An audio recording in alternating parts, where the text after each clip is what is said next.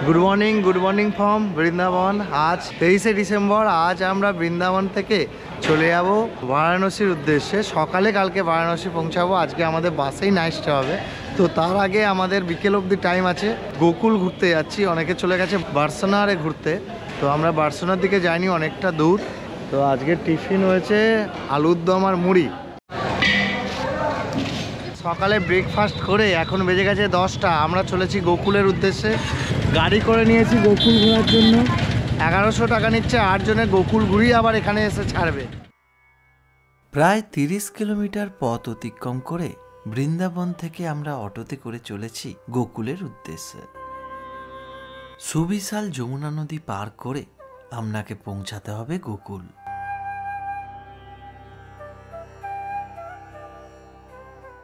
ভগবান শ্রীকৃষ্ণ মথুরায় কংসের কারাগারে জন্মগ্রহণ করেন। শ্রীকৃষ্ণের পিতা বাসুদেবজি মথুরা থেকে যমুনা নদী পেরিয়ে এই গোকুলে রাজা নন্দদেবের বাড়িতে শ্রীকৃষ্ণকে রেখে যান এবং তাদের কন্যাটিকে সাথে নিয়ে যান। তারপর ঠিক 11 বছর এই গোকুলেই শ্রীকৃষ্ণ বড় হন এবং এই গোকুল থেকেই খেলা করতে যেতেন বৃন্দাবনে। সেই বৃন্দাবনের ভিডিও আমার চ্যানেলেই আছে, নিচে ডেসক্রিপশনে লিংক দিয়ে দেব, আপনি চাইলে পরে সেটি দেখে নিতে পারেন। চলে এসেছি গোকুলে। প্রথমে দেখে নিচ্ছি যশোদা কুণ্ড। এই যশোদা এক কদম কা গাছ। এই সেই যশোদা কুণ্ড যেখানে শ্রীকৃষ্ণ, ভাই বলরাম এবং মাতা যশোদা স্নান করতে আসতেন।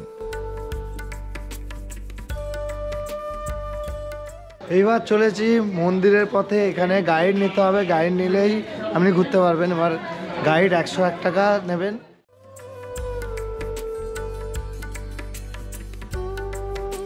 গোকুলের এখানে কিন্তু তেওয়ার মুভি শুটিং হয়েছিল। এই দেখুন, অর্জুন কাপুর এবং সোনাক্ষী সিনহার তেওয়ার মুভির শুটিং কিছুটা গোকুলের এই বাড়িটাতে হয়েছিল।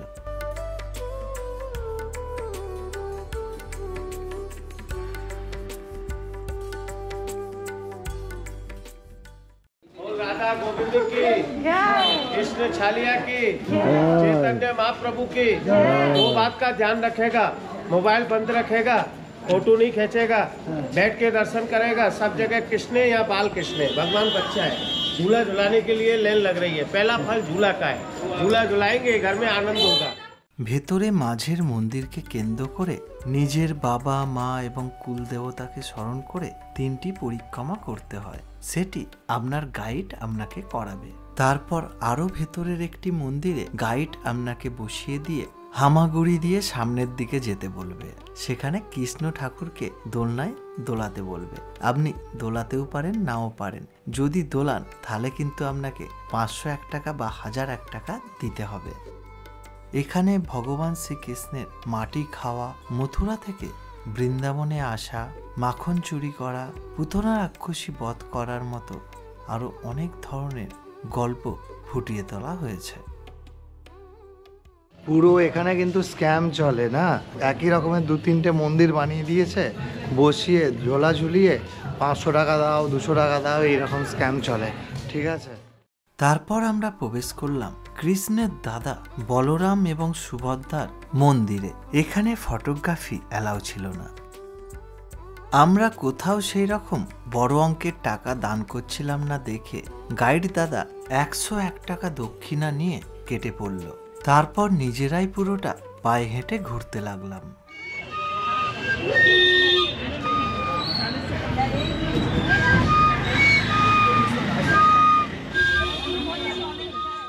চলেছি এখন নদীর ধারে।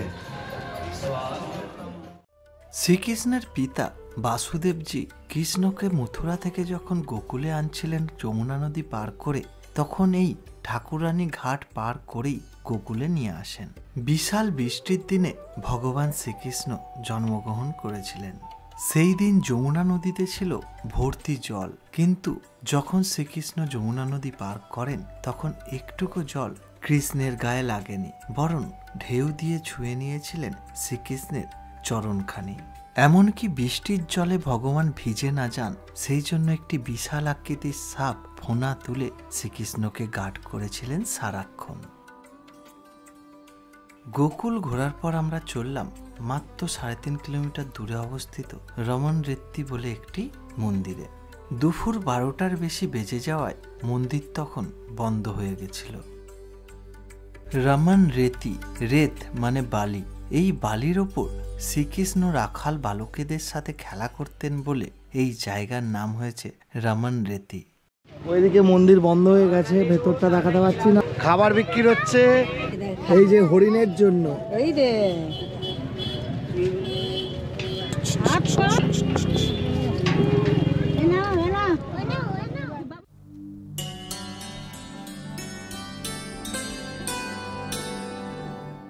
এখানে রাজহাঁস, উট পাখি, বিভিন্ন পাখি, প্রচুর হরিণ আছে, প্রচুর, মানে 500টার উপর হবে মনে হয়।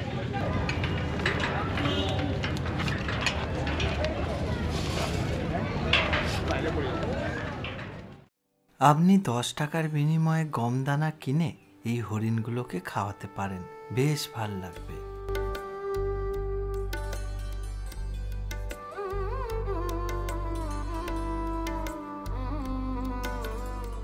তারপর আমরা পাড়ি দিলাম 84 খাম্বা মন্দিরের উদ্দেশ্যে।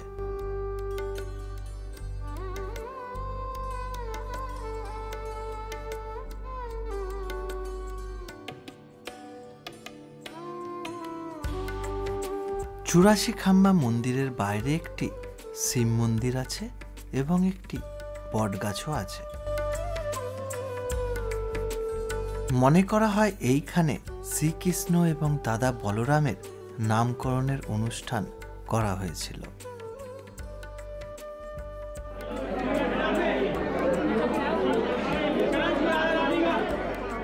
এবং এখন যারা 84 কোষের পরিক্রমা করতে পারেন না, তারা এই 84 খাম্বার পরিক্রমা করে পূর্ণ অর্জন করেন।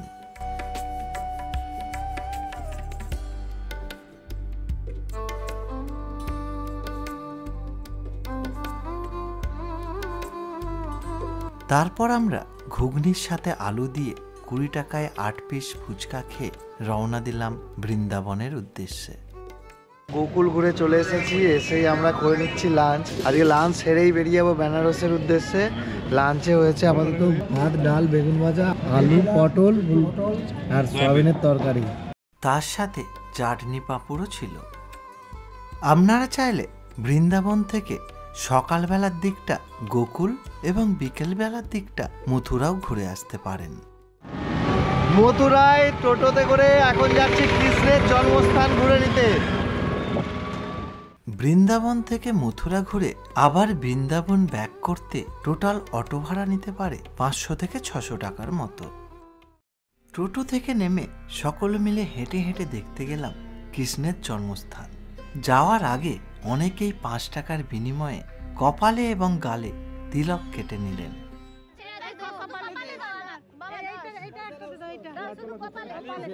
লাগিয়ে নিয়েছি কপালে তিলক। চলুন এবার। এখানে কিন্তু মোবাইল, মানিব্যাগটা নিয়ে যেতে হবে, মোবাইল, পার্স, জলের বোতল সব জমা করে যেতে হবে, ক্যামেরা। এই দেখুন, এখানেও খুব কড়া সিকিউরিটি, আপনি কিছুই নিয়ে যেতে পারবেন না ভেতরে। 10 টাকার বিনিময়ে আপনাকে জমা করতে হবে আপনার মোবাইল, ব্যাগ, সমস্ত কিছু।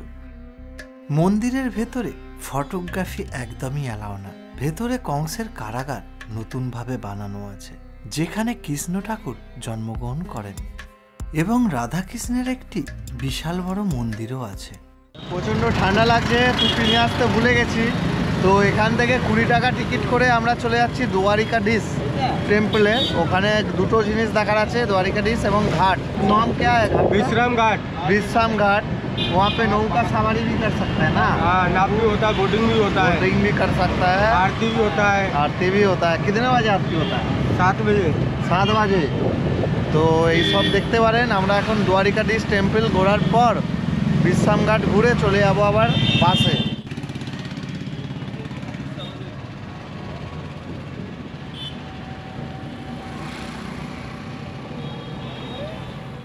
দ্বারিকাধীশ টেম্পলে টোটো করে যে আসছিলাম, টোটো কিন্তু অনেকটা দূরেই, প্রায় 650 মিটার দূরে নামিয়ে দিয়েছে টোটো। আমাদেরকে হেঁটে যেতে হচ্ছে 650 মিটার। এই রাস্তায় কিন্তু টোটো, অটো কিছু চলে না। এই রাস্তায় এরকম রিক্সা, টানা রিক্সা চলে। এই রিক্সাতে আপনারা যাওয়ার সময় কি করব, যাওয়ার সময় রিক্সাতে চলে যাব মেন রাস্তা, তার ওখান থেকে টোটো ধরে চলে যাব আবার বাসে। মথুরার এই অলিগলির রাস্তা দিয়ে হাঁটতে বেশ কিন্তু ভাল লাগবে।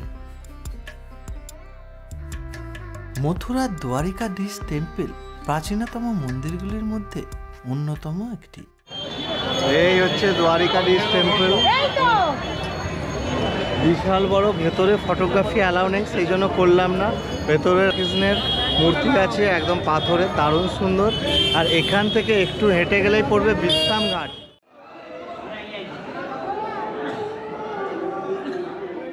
শ্রীকৃষ্ণ কংসকে হত্যা করার পর এই ঘাটেই বিশ্রাম নিয়েছিলেন, সেই জন্য এই ঘাটের নাম বিশ্রাম ঘাট।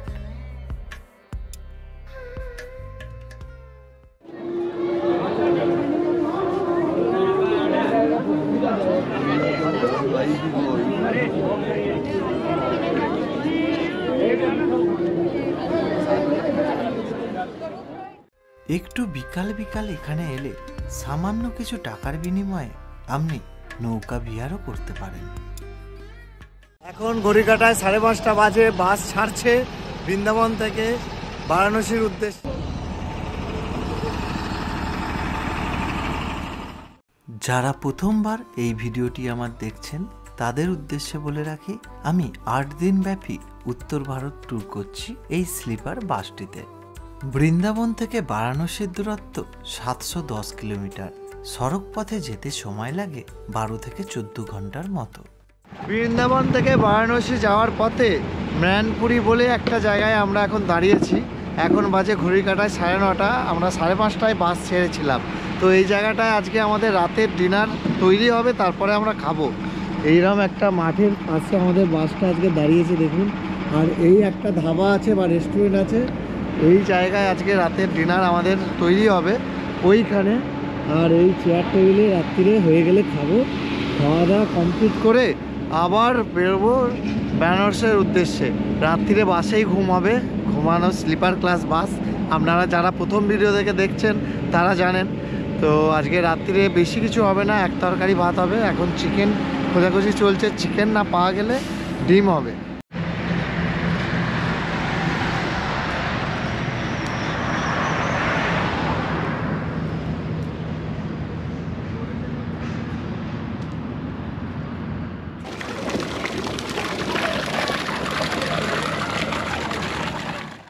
বৃন্দাবনে কন্টিনিউ 3 দিন ভেজ খাওয়ার পর একটু রাত্রিরে চিকেন খোঁজাখুঁজি চলছিল। তো এত রাতে চিকেন না পেয়ে অবশেষে ডিমই হলো। 11টা বেজে গেছে, এখন খাওয়া দাওয়া চলছে, এরপরে আমরা খাবো। রান্না হতে একটু দেরিই হয়েছে। আজকে হয়েছে ডিমের ঝোল ভাত। রাতের খাবার খেয়ে ঘুমিয়ে গেছিলাম বাসে।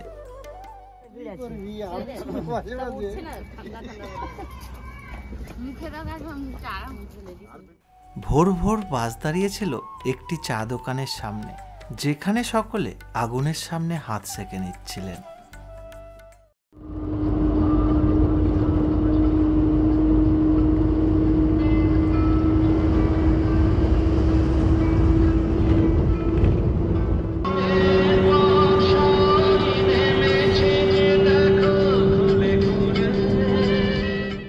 বাজে 9:30, এখনও 1 ঘন্টা লাগবে এখান থেকে বেনারস পৌঁছাতে। তো এখানে দেওয়া হচ্ছে আজকে টিফিন হিসাবে আছে মুড়ি,